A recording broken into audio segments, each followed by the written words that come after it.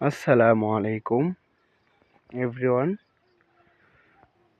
আজকে নিয়ে এসেছি শীতের সকালের ভিডিও। কুয়াচ্ছন্ন কুয়াশায় ঢাকা পুরো গ্রাম। আমরা ভিজিট করতে চলে আসি সবজি বাগানে। কুয়াশা পড়ে সব কিছু পানিতে মোহমরা হয়ে গিয়েছে।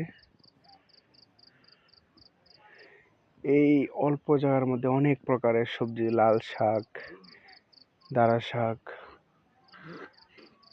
মূলার শাক, লাউ, পেঁপে, আরো অনেক আছে, বেগুন, তারপরে হচ্ছে পুঁই শাক, তারপরে হচ্ছে কলা, হলুদ, আর এইদিকে হচ্ছে এই ধান। সামনে আমাদের একজন লোক আসতেছে, তার সাথে আমরা কিছুক্ষণ কথা বলবো।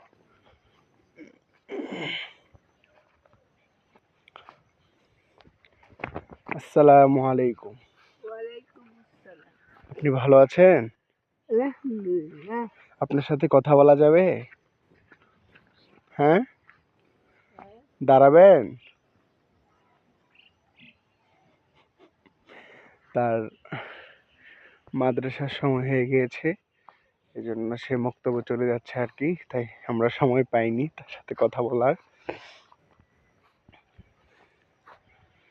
অনেক কুয়াশা, অনেক কুয়াশা। জানি না ক্যামেরায় কতটুকু ধরা পড়ছে।